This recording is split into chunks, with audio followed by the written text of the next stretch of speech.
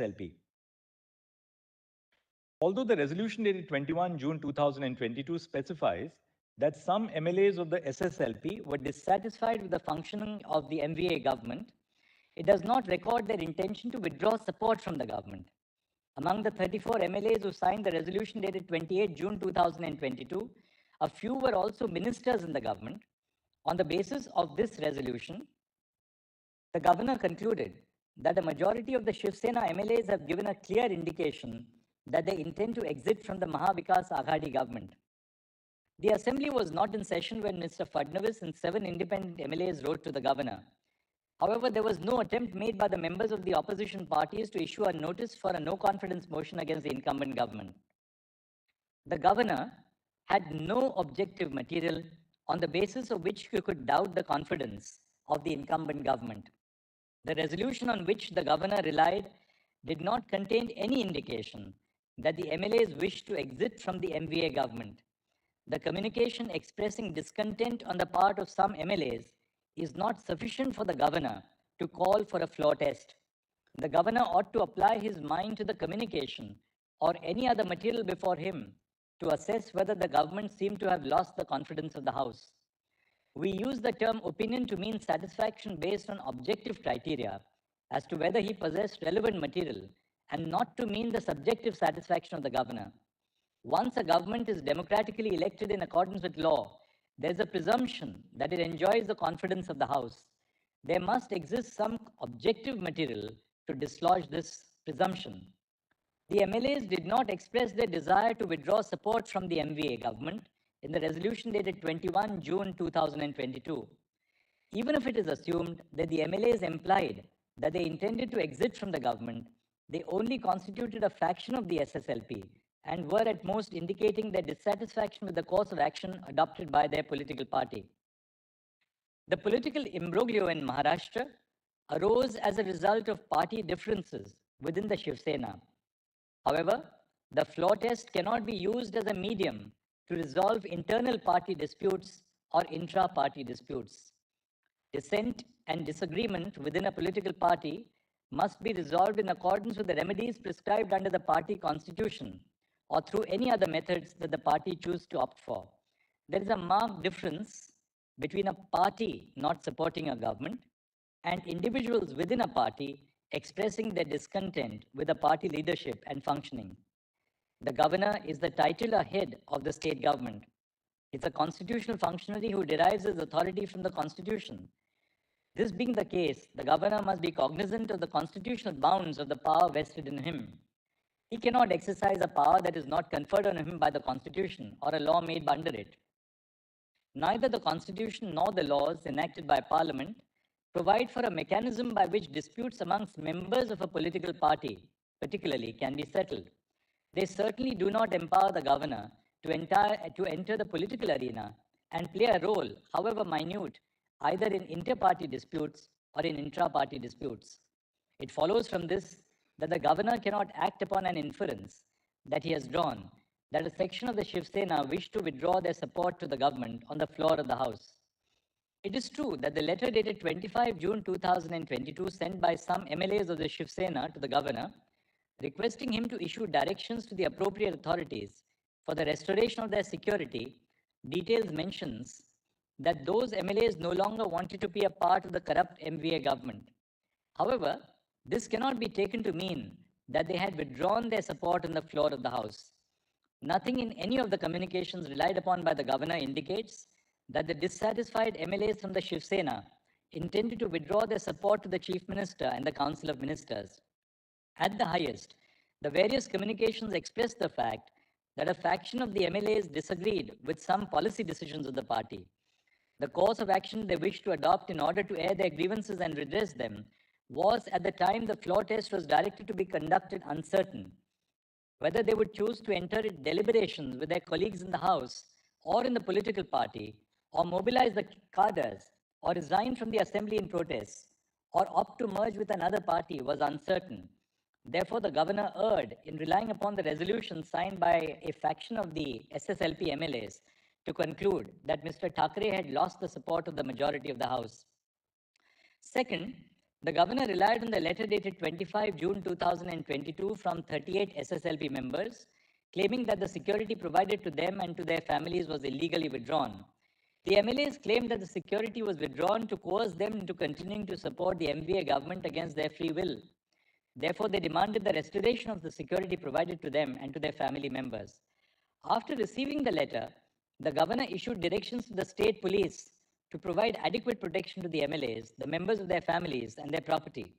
However, the lack of security to the MLAs has no bearing on the question of whether the government enjoys the confidence of the House.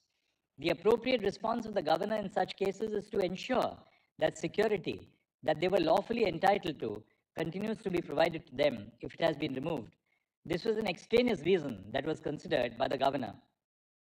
The third communication that the governor relied on is the letter dated 21 June 2022 addressed by Mr. Eknath Shinde to the Deputy Speaker, stating that the appointment of Mr. Ajay Chowdhury was illegal. The governor may not inquire into or express an opinion on the validity of proceedings of the legislature. That is exclusively within the domain of the legislature itself, or in certain circumstances discussed in the previous segment of this judgment, within the domain of courts. The discretionary power of the governor under Article 163 of the Constitution is limited to situations where a constitutional provision expressly provides it, or where the Constitution cannot be construed otherwise than to grant such discretion. Hence, the governor ought not to have relied on the letter dated 21 June 2022. In any event, the contents of the letter did not indicate anything to suggest that the then Chief Minister, Mr. Thackeray, had lost the confidence of the House. Finally, the governor relied on the letters written by Mr. Fadnavis and 7 independent MLAs, calling upon him to direct Mr. Thackeray to prove his majority on the floor of the House. First, both Mr. Fadnavis as well as the 7 MLAs could have well moved a motion of no confidence. Nothing prevented them from doing so. Second, a request by some MLAs for a direction to the Chief Minister to prove his majority does not, taken alone, amount to a relevant and germane reason to call for a floor test. There must be some objective material in addition to a mere request to call for a floor test. In the present case, the governor did not have any objective material before him to indicate that the incumbent government had lost the confidence of the House and that he should call for a floor test. And the exercise of discretion by the governor in this case was not in accordance with law. Now on relief.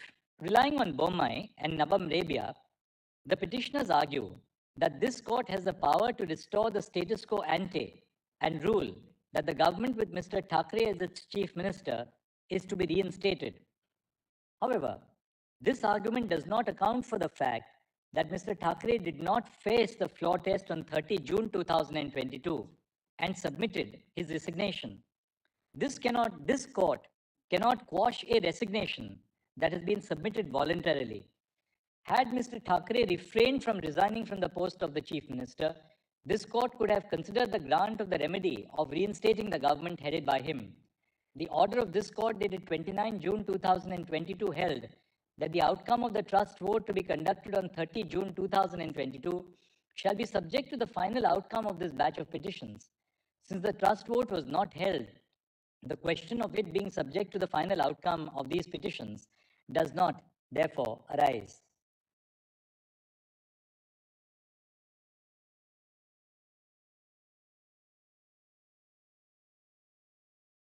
Conclusions.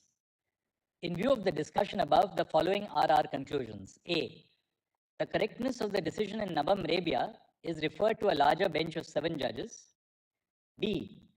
This court cannot ordinarily adjudicate petitions for disqualification under the 10th schedule in the first instance. There are no extraordinary circumstances in the instant case that warrant the exercise of jurisdiction by this court to adjudicate the disqualification petitions. The Speaker must decide the disqualification petitions within a reasonable period. C. An MLA has the right to participate in the proceedings of the House regardless of the pendency of any petitions for their disqualification. The validity of the proceedings of the House in the interregnum is not subject to the outcome of the disqualification petitions. D. The political party and not the legislature party appoints the whip and the leader of the party in the House. Further, the direction to vote in a particular matter the direction to vote in a particular manner or to abstain from voting is issued by the political party and not the legislature party. The decision of the Speaker as communicated by the Deputy Secretary to the Maharashtra Legislative Assembly dated 3 July 2022, is contrary to law. The Speaker shall recognize the whip and the leader who are duly authorized by the Shiv Sena political party with reference to the provisions of the party constitution after conducting an inquiry in this regard and in keeping with the principles discussed in this judgment. E. The Speaker and the Election Commission of India are empowered to concurrently adjudicate on the petitions before them under the 10th schedule and under paragraph 15 of the symbols order respectively. F. While adjudicating petitions under paragraph 15 of the symbols order, the ECI may apply a test that is best suited to the facts and circumstances of the case before it. G. The effect of the deletion of paragraph 3 of the 10th schedule is that the defense of a split is no longer available to members facing disqualification proceedings. The Speaker would prima facie determine who the political party is for the purpose of adjudicating disqualification petitions under paragraph 2(1) of the 10th schedule, where two or more factions claim to be that political party. H. The Governor was not justified in calling upon Mr. Thackeray to prove his majority on the floor of the House because he did not have reasons based on objective material before him to reach the conclusion that Mr. Thackeray had lost the confidence of the House. However, the status quo ante cannot be restored because Mr. Thackeray did not face the floor test and tendered his resignation. And I,